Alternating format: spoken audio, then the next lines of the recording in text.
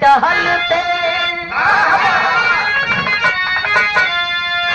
ख्याल कुछ भी नहीं, प्यास ऐसी लगी।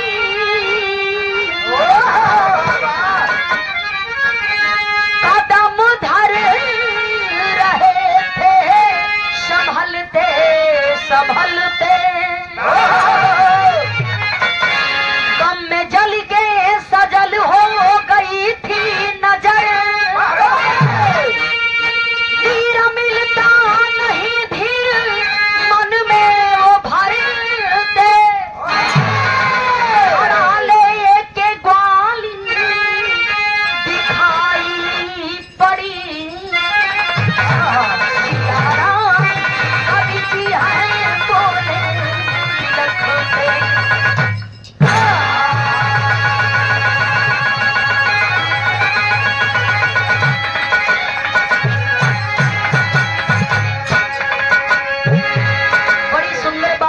सुने के मिलल पहले के विराह का कहरा से होके छंद अलंकार से होके, लेकिन आज भी हमने के बड़ा कोशिश रहेला कि जे जौने भाव से मिलता वो भाव से मिलना का कोशिश होए। बड़ा सुंदर बात कवि जी लिखे हैं। देखा ये भूमिका भी का कहरा से भी लिखल गई हो, अमर अनुप्रास अलंकार भी हो। एक ही शब्द जो बार बार आता है उसे अनुप्रास अलंकार कहते हैं। समय के हिसाब से खाली काम कर लेला के काम बा। गौर करिहन मूर्खों में मूर्ख कालिदास, जौने डरिया पर बाबू बैठे रहलन वही डढ़िया के काटत रहलन। लेकिन जब कालिदास जी को ज्ञान हुआ तो बहुत बड़े कवि बन जाते हैं। जब बहुत बढ़ियार कवि बन गई कालिदास जी के अपना कविताई पर अपना ज्ञान पर बहुत बढ़ियार घमंड भी हो गई। इतना बढ़ियार घमंड हो गई कि घमंड में पूरा एकदम चूर हुवन। अब उनके घर में रहला से चैन नहीं खे पड़ता। घमंड में चूर हो की कलन हो कि खाली घर में रहला से पता ना चली, मैं चल करके पूरे दुनिया का भ्रमण करूंगा और पता लगाऊंगा क्या वाकई हमसे बड़ा इस दुनिया में कोई कवि नहीं है। भोला यादव जी दूल्हे राजा के चाचा श्री की ओर से सम्मान किया गया। 200 रुपया दे करके बहुत बहुत मैं प्रणाम करती हूँ, सम्मान करती हूँ, बहुत बहुत धन्यवाद। घमंड के ऊपर बड़ी सुंदर लाइनें गजल के भाव में लिखल गई। मास्टर गजल का लाइन हो, कौन गजल बा?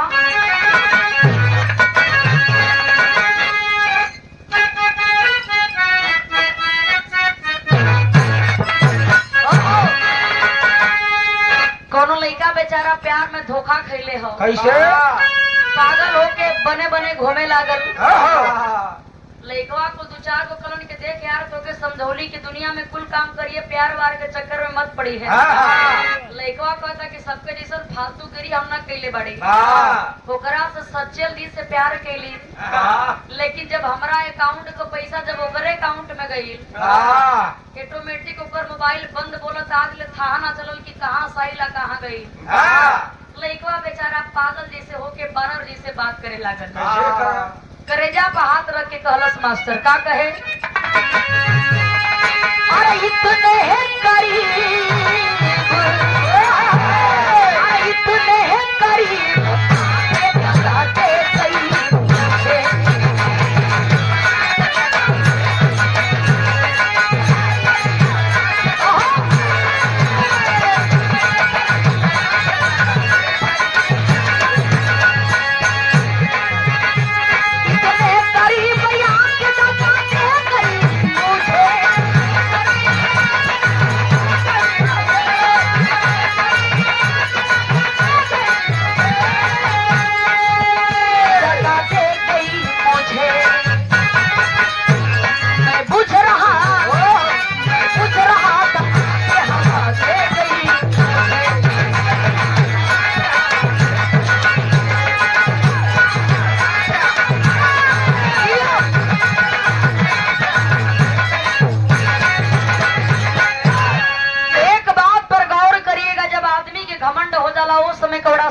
लिखल गई। वो आदमी अपना आप के कहा समझेला कहना है, अरे गुरूर में, अरे गुरूर में कोई निशानी नहीं।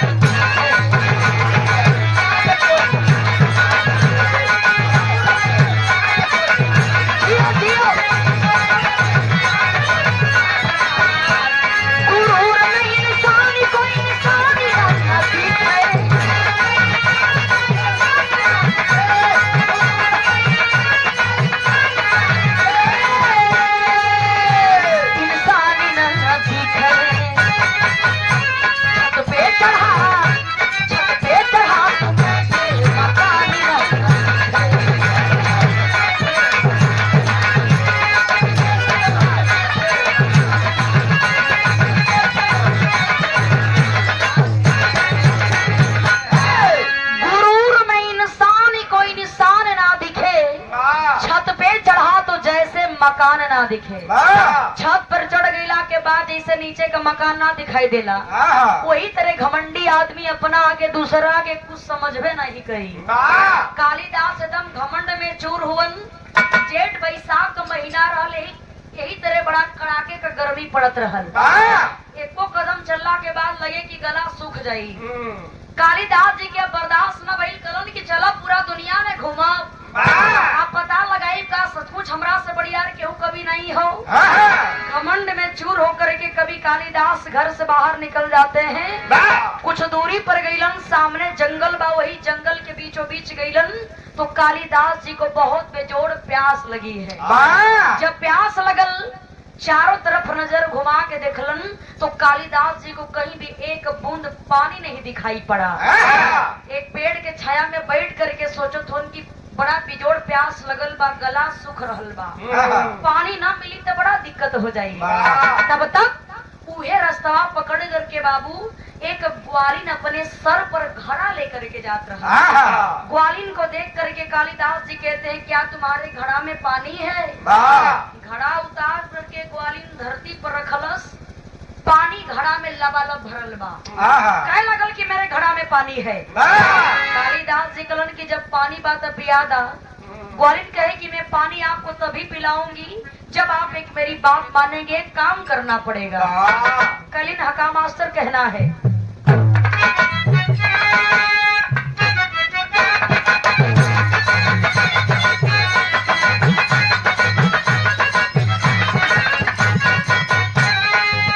कहे नारी बताना जरा अपना नाम सही,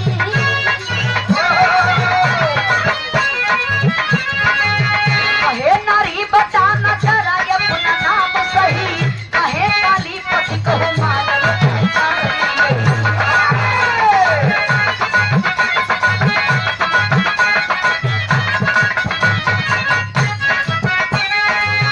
सुंदरी काती शर्मया बिना बताने में, सुंदरी काती शर्मया बिना बताने में, पति को डोली आती अंत से जमाने।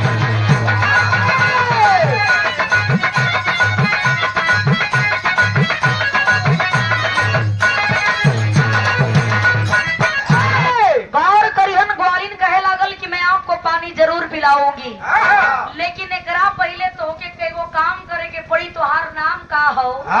तोहके सबसे पहले अपन नाम बतावे के पड़ी। कालिदास जी कलन करे, बाप रे बाप, इतना बढ़ियार महाकवि हम बानी, हमार चर्चा पूरा दुनिया के कोने कोने में हो, दुनिया के कोने कोने में हो, और ये हमरा से हमार नाम पूछ दिया। कालिदास जी घमंड में चूर हुवन, कलन की चाहे कुछ हो जाए, इतना बढ़ियार बुद्धि मालिक देले हुवन तो काहे न अपना बुद्धि का प्रयोग करी। कलन की मेरा नाम जानना चाहती हो? मेरा नाम जानना चाहती हो तो मेरा नाम पथिक है। कितना बतिया जब कालिदास जी सुन ले हुवन, कालिदास जी जब वही कलन की मेरा नाम पथिक है, जब ग्वालिन सुन ले बे कहे लागल कि तू ठीके कहता रहा, अपन नाम कहता रहा कि मेरा नाम पथिक है, लेकिन इस दुनिया में मात्र केवल 2 पथिक हैं जिसे मैं जानती हूँ। आप तीसरा कौन? तीसरा तो दुनिया में कोई पथिक है ही नहीं। अब कहता रहा कि मेरा नाम पथिक है। कान खोल करके हमारे बात को सुनिए, इस दुनिया में 2 पथिक कौन कौन है? ग्वालिन बड़ी मार्मिक बात कही, जरा आप लोग भी गौर करिएगा। क्या कही मास्टर, यहाँ गीत लगल।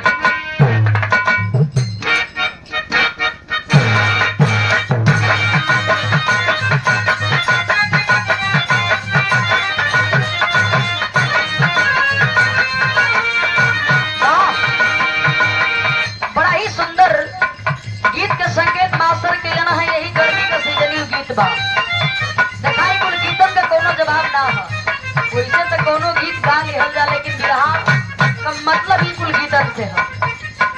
देखा है कोनो दुल्हन यही गर्मी में बड़ी परेशान में, सैया से अपने कह दिया कि तू तो जाके बहरे कच्छा पर जीवन बिता लेता है, लेकिन घरवा में हमारा हाल का होता है राजा जी। का होता है को बात सुना, कहे का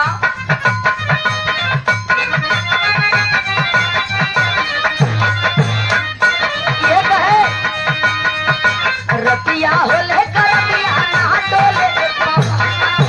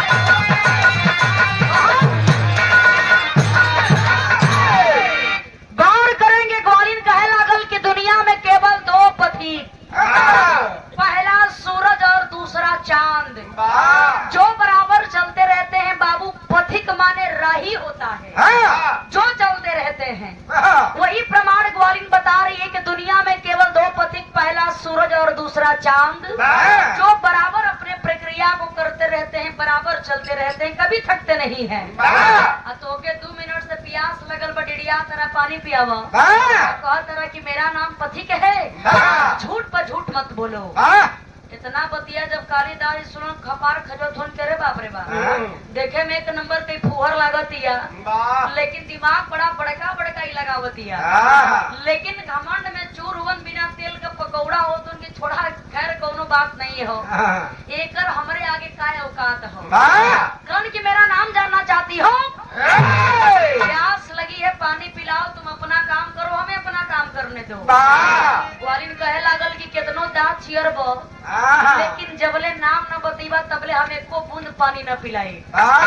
देखे बाबू, इतना बतिया जब कालिदास जी सुलन, वो का कर बेचारू मजबूर हुवन, घमंड में तथा चूर हुवन, गुस्सा से लाल हो करके कलन कितना बुद्धि का भंडार भरल, चाहे कुछ हो जाए, एक तो हम अपन नाम न बताए। फिर अपन दिमाग लगुलन, नाम नहीं बताते हैं कालिदास, और करते हैं क्या मास्टर, गीत लगल हो।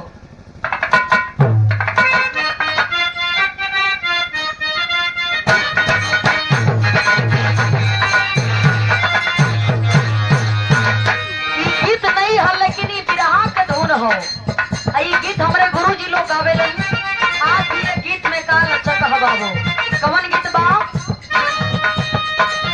यह जन जाई आहो रूपामा, आई हो राम जाई आहो रूपामा,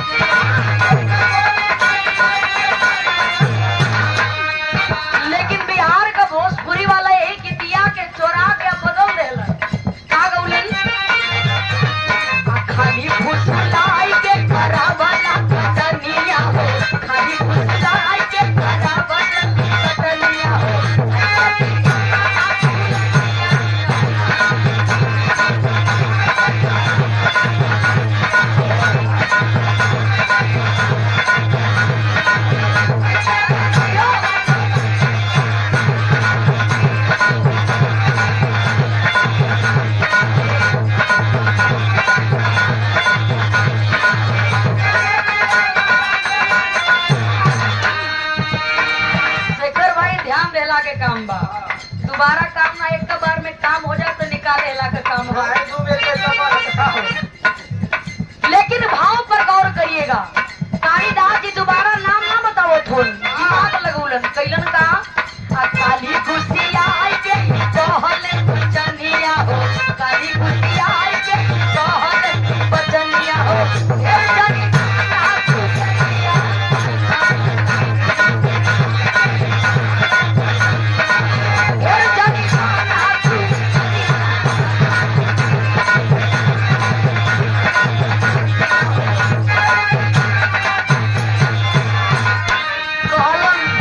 नाम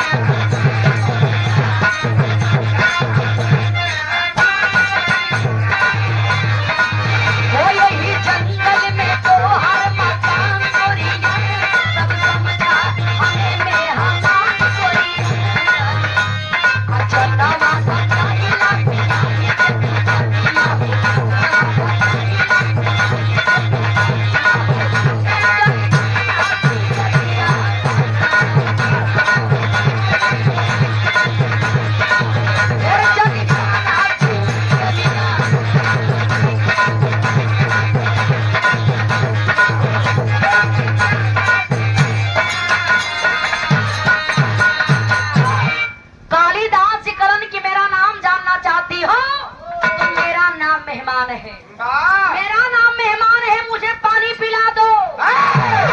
ग्वालिन कह लगल कि हाँ तुम माने के पड़ी। अभी तोरा के समझ में ना होता कि कोनो ऐरू गैरू से पाला नहीं के परल बा, एगो हिरिन से पाला परल हो। आ जो तू सटर सटर बात बोलो चल जाता रहा, फसावत रहा हमरा के। नाम सही से बतावे के बाद तो बतावा, नहीं तो हम जाता नहीं। लेकिन जब तू कहा तरह कि मेरा नाम मेहमान है, इस दुनिया में मात्र केवल 2 मेहमान है, तीसरा तो कोई है ही नहीं। और 2 मेहमान कौन कौन है मैं जानती हूँ। कालिदास जी कहलन की बहुत बड़का ज्ञानी बना तर हो बता दा। ग्वालिन कह लागल कि कान खोल करके सुन लीजिए 2 मेहमान कौन कौन है। बताती है मास्टर टेरी की लाइन से क्या।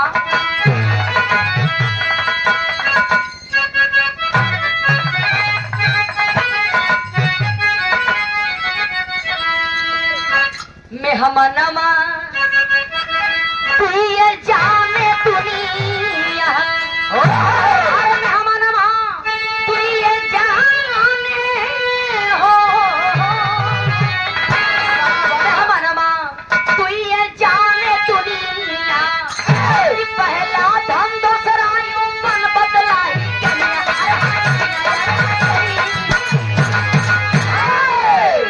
ग्वालिन कहे लागल कि दुनिया में केवल 2 मेहमान, पहला मेहमान ये धन रुपया पैसा जेके कह लिहल जा, जेकर खातिर दुनिया पगलाइल हो बाबा, केहू केहू के छीने के तैयार ना होता। पहला मेहमान ये धन, पैसा आ जा सोचल जा कि तनी 2-4-10 दिन के बाद खर्चा होखे, तो ये संभव बात बा। यह धन मेहमान के जैसे होता है, जो हर एक इंसान के पास आता जरूर है बाबू, लेकिन टिकता नहीं है, चला जाता है। पहला मेहमान यह धन और दूसरा मेहमान यह जवानी, जो हर एक इंसान के पास आती जरूर है, लेकिन टिकती नहीं है, चली जाती है।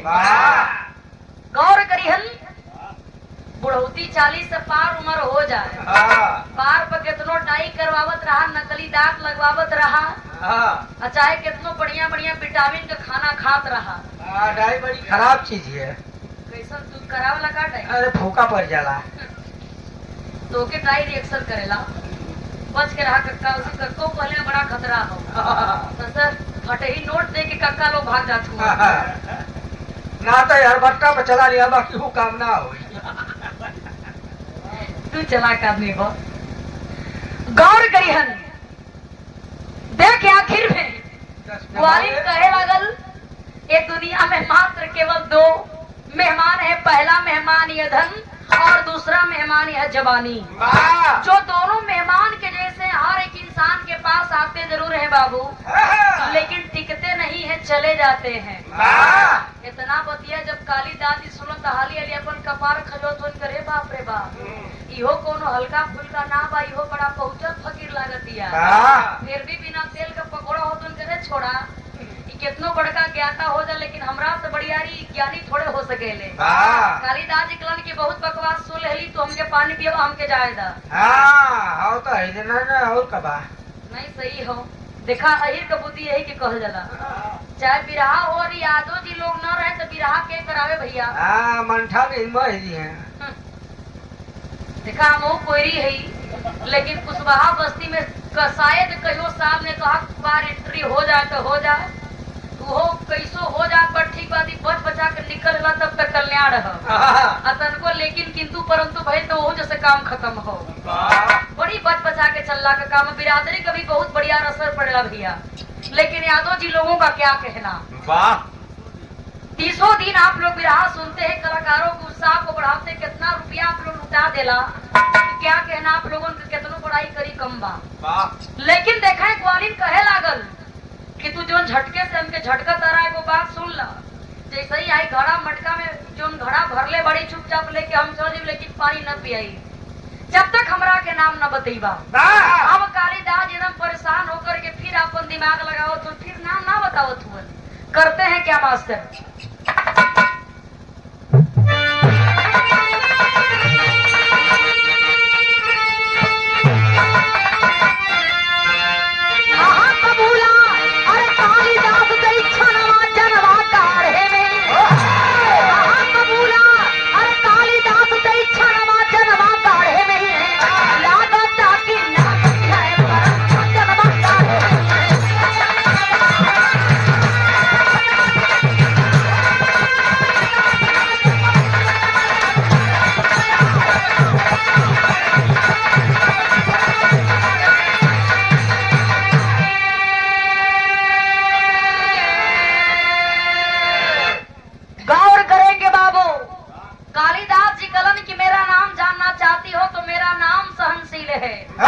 मेरा नाम सहनशील है।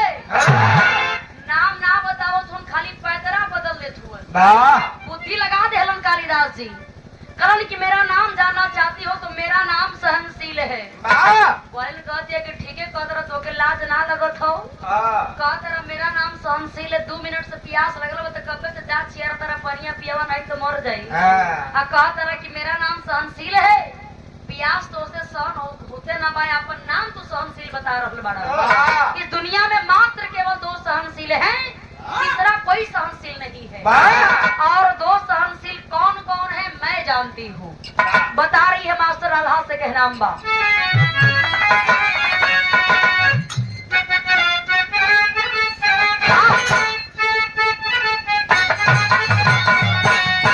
अरे लागली बता ग्वाली, अरे लागली बता ग्वाली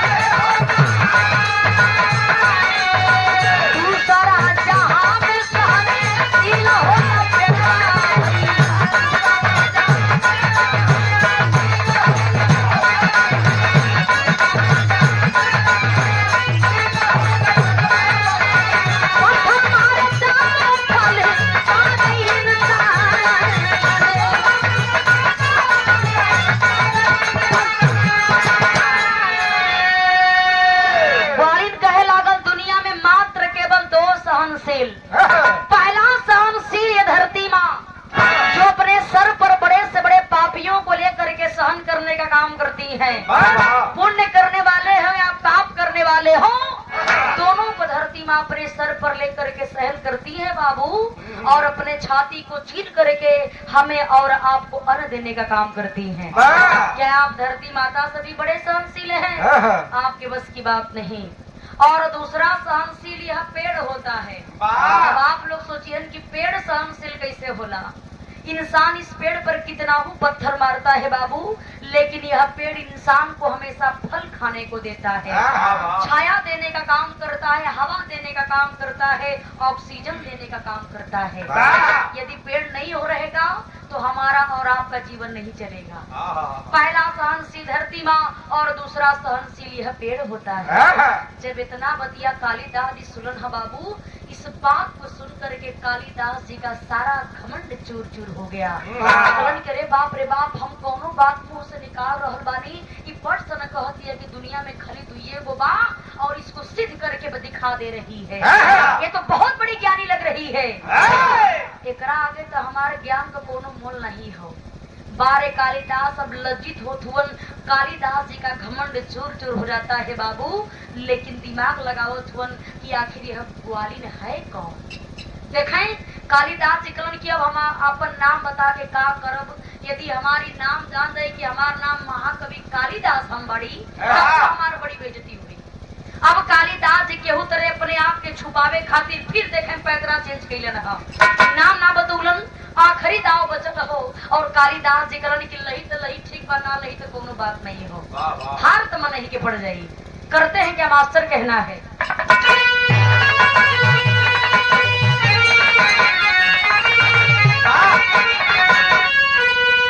कहे हाथी हो और हाथ कहे करे ये लुहार खरी, अरे चली अली गुजरिया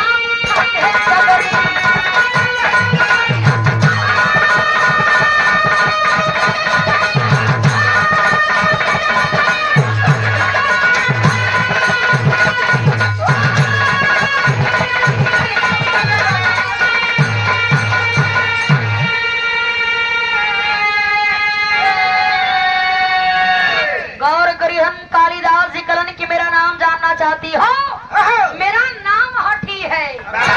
हठी मतलब जिद्दी होता है, जो उन्हें काम के मना करवा उ बार बार करी। हठी माने जिद्दी बाबू। ये बात के सुन करके ग्वालिन कह दिया कि तू ठीके कहता रहा, तो बहुत बड़का हठी बड़ा तो हम देखता नहीं, लेकिन इस दुनिया में मात्र केवल 2 हठी हैं। और 2 हठी कौन कौन है मैं जानती हूँ, तीसरा कोई हठी नहीं है। कालिदास जी का थुथू लटक गई हो, मुड़ी नीचे के करण की जब कुल बता देलू तो एहू के बता था कि 2 हठी के हो। अब तक बचल खुचल इज्जत यही में कि हो सुन लेला में भलाई बा। ग्वालिन कहे लागल कि इस दुनिया में मात्र केवल 2 हठी तरी 2 मिनट के सुन के जइहन।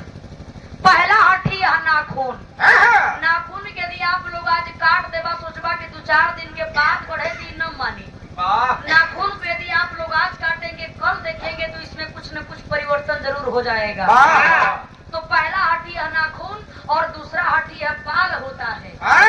बाल के चाहे काट देवा चाहे छील देवा, चाहे कहीं कबार हो मतलब केहू तो से यहाँ पूछत हो खबर भेजा है। पहला हठी है नाखून और दूसरा हठी है बाल। बाल के आप लोग काट देवा चाहे छील देवा, कब देखबा में कोनो न कोनो परिवर्तन जरूर हो जाए। जरूर पुत्ती उत्ती फेंक दे। सही बात है। चबा के 2-4 दिन के बाद ही बाल बढ़त, ये संभव बात बा। आप बाल और नाखून को काटते रहेंगे, दोनों बढ़ता रहेगा, कभी हार नहीं मानता है। यह बतिया सुन कर के आप कालिदास जी शर्म से लज्जित होके दौड़ के कलर की यदि अब ना हार मानत तो हमार प्यास से जान भी जा सकेला। मजबूर है, लाचार हो जाते हैं कालिदास और तुरंत जाके कहते हैं कि हमारा नाम देवी कालिदास बा। ये बात के सुन के ग्वालिन कहे लगलीन कि तने खातिर के गोल गोल तू घुमा के पता न कौन कौन पैतरा खिल्ला है। जब कालिदास नवा बतौलन पट सन ग्वालिन बाबू घड़ा उठा करके कालिदास के पानी पियावे जाते बड़े अधूरी के रोक करके जैसे ही पनिया कालिदास पियलन, मुड़िया जब ऊपर गईल बा तो देखते हैं कि वह ग्वालिन कोई साधारण नारी नहीं बल्कि भद्रकाली थी, जो अपने रूप में आ जाती है। और कालिदास जी भद्रकाली माँ के पुजारी थे। आ करके अपने रूप में देख करके कालिदास जी चकित हो गए कि माँ ये रूप में। ये बात के सुन करके भद्रकाली कालीन, हाँ कालिदास तुम्हें घमंड हो चुका था, इसी घमंड को चूर करने के लिए हमें धरती पर आना पड़ा। तो के दिन याद बा कि जो ने डरिया पर बैठल रहा वही डरिया के काटत रहला। तो के ज्ञान दे करके ज्ञानी बनौली हम, महाकवि बनौली हम। तो कितना घमंड हो गई कि तो के घरे रह के ना घोटा थो, दुनिया घूमे चल देला कि दुनिया घूम घूम के देखो कि का हमरा से बढ़िया केहू कभी हो। इतना घमंड, इसी घमंड को चूर करने के लिए हमें धरती पर ग्वालिन का भेष बना करके आना पड़ा। ए बाबू, ये बात के सुन करके हाथ जोड़ करके कालिदास जी भद्रकाली माँ से माफी मंगलन। माँ वही से अंतर ध्यान हो गई। लेकिन सवाल ये उठाता कि जगह कमर रहल, जंगल कमर रहल, यही सोनभद्र के जंगल जेकरे नाम पर सोनभद्र आप लोग जाएंगे, सोन नदी पड़ती है और वही भद्रकाली के नाम पर सोनभद्र जिला पड़ा। तो आज भी यदि आप लोग जाएंगे तो भद्रकाली अमिला भवानी के नाम से उनका मंदिर आज भी प्रसिद्ध है। लोग बड़े दूर दूर से चल करके आ करके और अमिला भवानी का दर्शन करते हैं और मनवांछित फल पाते हैं। वही सोन नदी और भद्रकाली के नाम पर यह सोनभद्र जिला बना। तो कहानी खत्म। घमंड बड़ा बेकार चीज है बाबू। इंसान बड़ा हो छोटा हो किसी पर घमंड नहीं करना चाहिए। आखिरी लाइन में कहना है क्या, गुरु बिहारी गुरु रमन श्यामा भय स्वर्ग के वासी, बोला